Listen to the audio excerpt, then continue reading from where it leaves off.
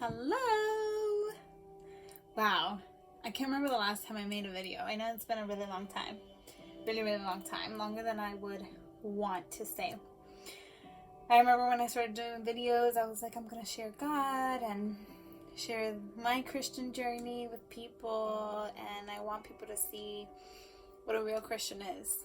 How imperfect we are and how full of grace life is. And full of forgiveness, how Christian life is one full of forgiveness, full of humbling, full of trials and tribulations, and full of finding gratefulness in those trials and tribulations. But I haven't been able to post as much as I would like because I'm in school and it consumes a lot of my time. But today, God stirred something in me and I was like, you know what? Even though I haven't studied for this test, this is definitely worth the video. So, I hope you stick around for the whole entire video because this will be a long one. If you know me, you know I love to talk. And I think it's a good listen. So, okay. So, in this certain time of life, of what we're living in, we're going through a lot of things, and I remember talking to other Christian friends that I have and saying, you know, it's crazy to see the Bible unfold and to see so many things just come into life and to be like, whoa, I read about this and it's happening and it's a little crazy, but it's kind of cool at the same time to live it.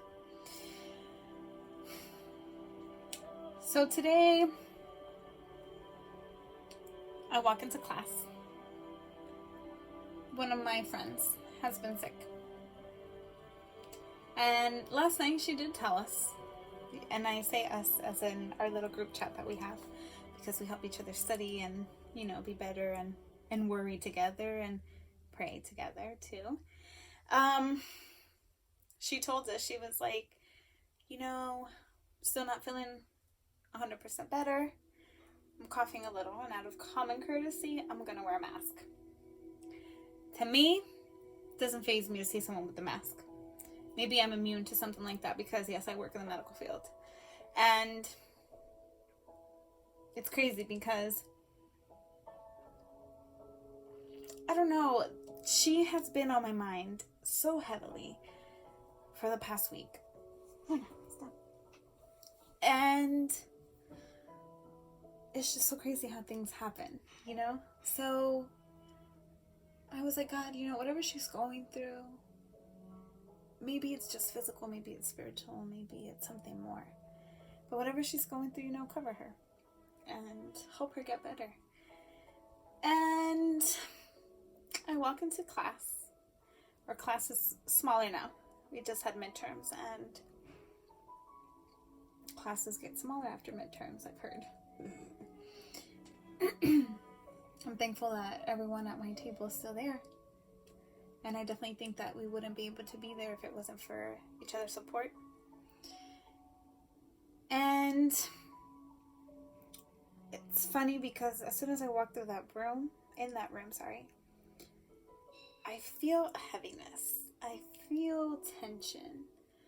And I'm like, this is weird. This is really weird. The feeling in here, the vibe in here is just really weird. I am very in tune with emotions. If you know me, you know this. I am very in tune with emotions, and I just like suck all that in as soon as I get there, and I'm like, this is weird. And I get to my desk. I say good morning. My friend is there. She lifts up her head and beautiful eyes shine out through her mask, and I honestly didn't think anything of it. And like I said, maybe it's because I'm immune to it. Kept on about, you know, my morning routine, whatever got what I needed to get, put away what I needed to put away, sat down. My friend is very much like me. She's very eager to learn, eager to do hands-on things, eager to get everybody motivated and get it moving. And she was very dimmed this morning, and I'm like, okay, something's wrong. I don't know what, But I'm like, we're gonna do this, and I'm just like, okay, involving everyone and blah, blah, blah. The vibe's still really off, and I'm like, God, what is going on? What is going on? Like, what is happening? And it's so funny because it was a moment where I think like everything tuned out, And she calls me by my name. And I look up and I look at her and I'm like, yeah. She's like, I think I'm gonna go home, in Spanish.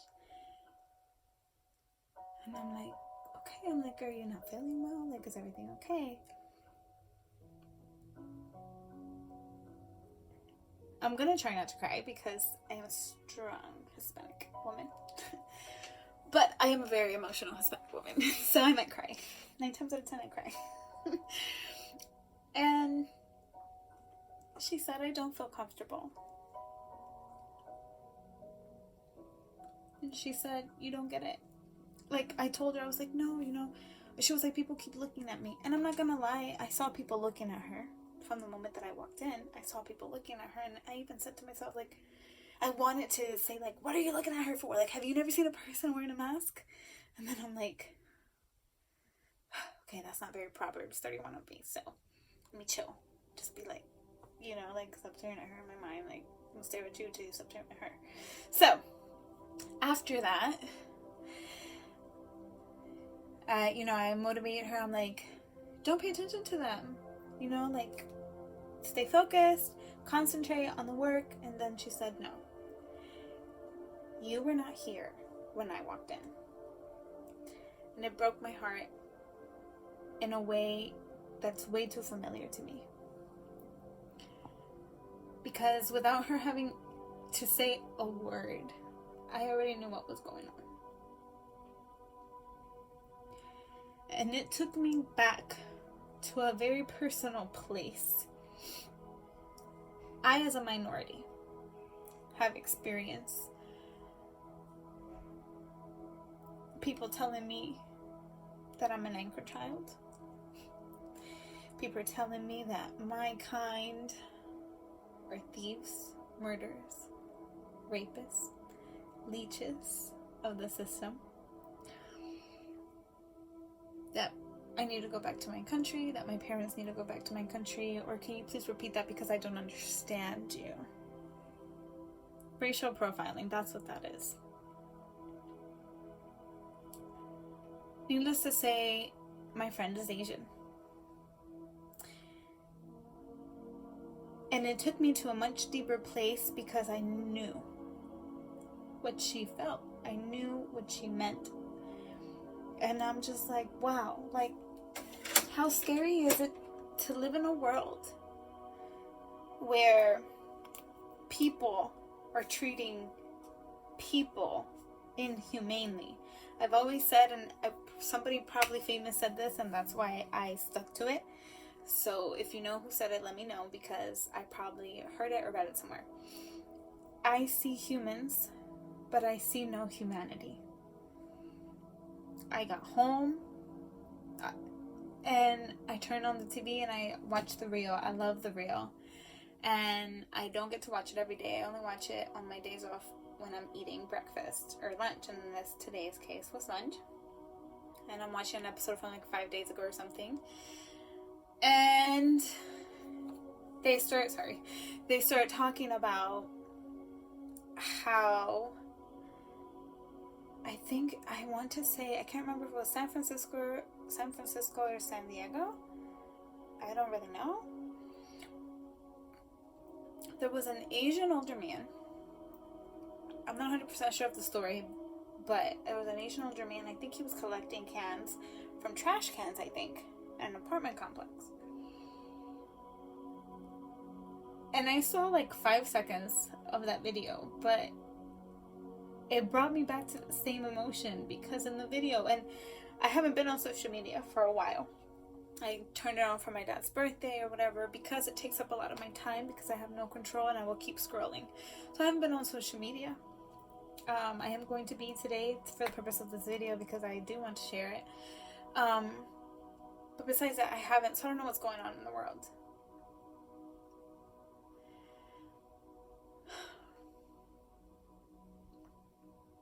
And the video was about a man, that man being ridiculed by other minorities.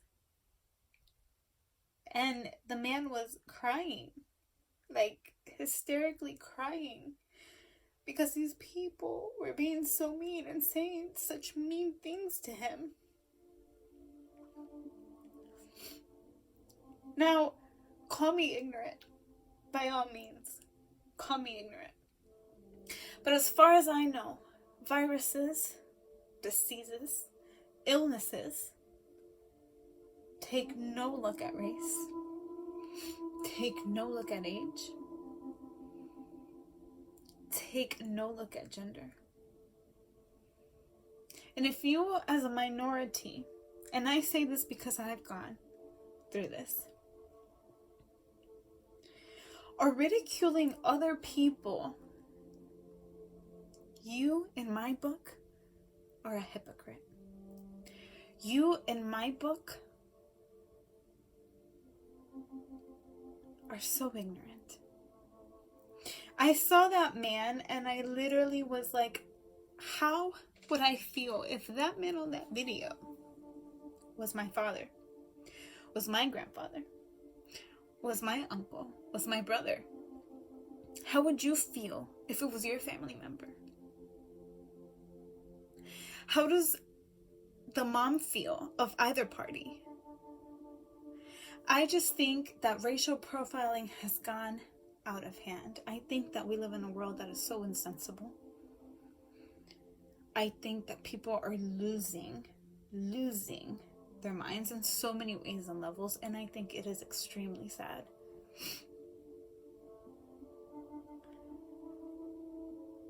When I saw what happened to my friend, when she told me, "You were not here when I walked into class," I wanted to hug her.